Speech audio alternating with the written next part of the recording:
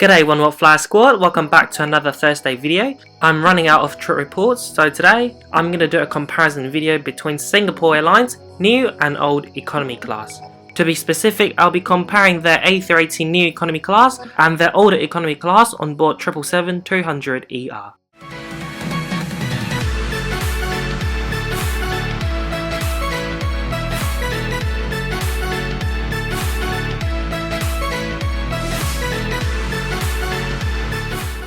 This is Singapore Airlines' new A380 economy class. You can see similar products on board their newer A350 and Boeing 787 Dreamliner. This is Singapore Airlines economy class on board 777-200ER. You can see them on older A380s, 777s and A330. Now let's go through the seat features on board this 777-200ER. First of all, you have a coat hook, a cup holder, and then here you've got a 10.6 inches wide touchscreen TV.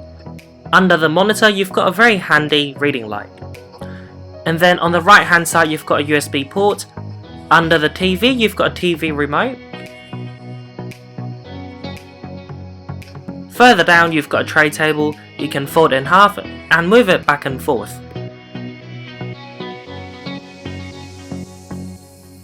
Here you've got a mirror to look at your beautiful face. And then down here you've got a seat pocket. You've got two other pockets for smaller items. Your legroom here is approximately 32 inches, which is above the industry average for economy class. You have a very soft adjustable headrest. It's almost as soft as a cushion. Now let's move on to the newer economy class, this one on board the A380. First of all, the TV is now 11.1 inches wide. You've still got a USB port. Now you've got a new storage space. You still get a cup holder. The tray table has a different colour this time, but it has the same functions. It can be moved back and forth, folded in half, and it's still got a mirror. There is of course still a seat pocket and two other pockets for smaller items like your passport and your phone. Legroom is still 32 inches. This time you have a charging outlet right in front of you between every two seats. Your headrest this time is still adjustable, but it looks slimmer. Here's a list of the comparison I made just now.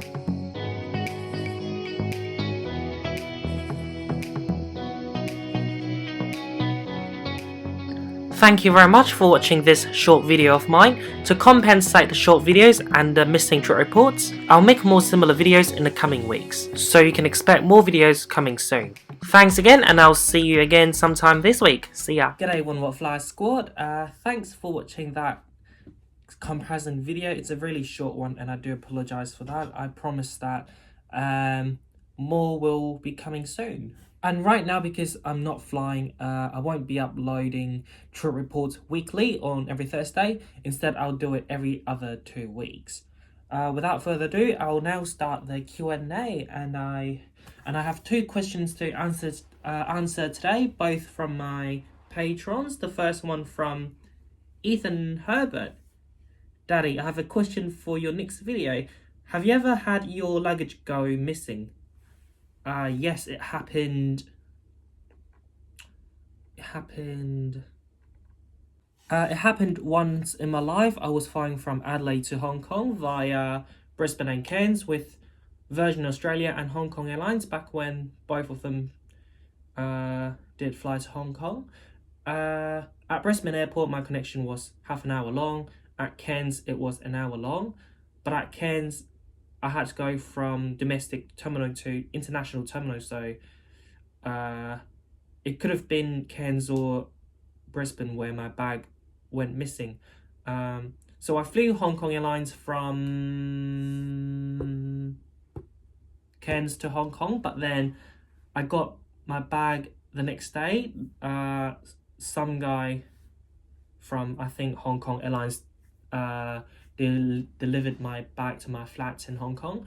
On my bag tag it said Cathay Pacific from Cairns to Hong Kong, which was really cool. Question number two today is from Ian. He works at the Crown Plaza in Hobart, Tasmania. So if you ever go visit Hobart, shoot him a DM. He'll give you a special rate. So his question is, what's your thoughts on how the airline industry coming back? More leaner and meaner, less flights? Question mark. Interesting question. In my very humble opinion, I think the aviation industry will certainly come back. It's just a matter of time. People now say that we should leave the middle seats empty so that people practice social distancing. That will work in a short run, I think, during the recovery phase. But then in the long run, it's not economical, it's not feasible. Airlines certainly don't like that. They don't like that idea. You know, Frontier in America, they started charging people with the middle seat, but then they got fired back by the Congress in America. Qantas is trying to make an exemption that social distancing doesn't really need to happen in the air. So yeah, it's going to be interesting to sit here and see what's going to happen in the future. But I do think it will come back just like what it was back in 2019. It's just a matter of time. We can also see that some airlines are already trying to come back. Emirates going to start flying to Australia and UK from this month. Rex in Australia, a regional airline that currently flies to regional areas of Australia such as Kangaroo Island, Mildura, and places that you've not heard of before. They're going to try, I think they've got the money already, and they'll buy A320 or 737, and they're going to start flying interstate in Australia, such as Sydney to Melbourne, Melbourne to Adelaide, Adelaide to Perth, routes that Virgin and Qantas already fly. It's going to be so interesting how they're going to go with it, whether they're going to be a low cost or full service with those routes, whether there'll be TV or not, Wi-Fi and everything. It's going to be so interesting. I'm just going to sit here and, have my popcorn and get ready. So yeah, I'm very certain the aviation industry will come back. Less flights or not, I don't think so.